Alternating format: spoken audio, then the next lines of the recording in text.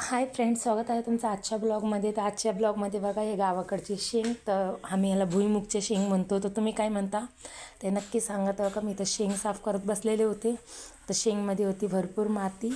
तर मी अख्खी माती, त्याच्यात होती भरपूर माती, तर मी अख्खी माती वगैरे साफ करून घेत होते. तर बाबू इथं माझ्यावर मस्करी करत होता, माती खा करून. कारण का माती इथली भरपूर म्हणजे टेस्टी लागते. याच्यामधली शेंगमधली माती कोण कोण खाल्लेले आहे. भरपूर खराब शेंग पण होते.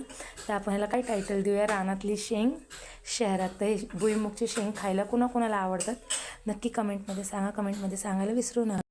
तर बघा, इथं माझी शेंग अख्खी साफ करून झालते. तर मी एका कढईमध्ये टाकून घेतले. बघा, इथं साईडला माती केले, माती साईडला काढले. तशीच 1-2 रील्स पण केले. तर इथं मस्तपैकी मी कढईमध्ये भाजायसाठी ठेवले होते.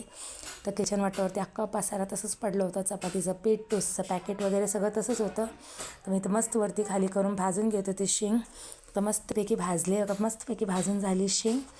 तर आता याला मी बघायला लागले खोलून कशी भाजून झालेली. बघा, छान भाजून झालेली. या आतनं पण मस्त एकदम. तर बघा, इथं छिलटे काढून.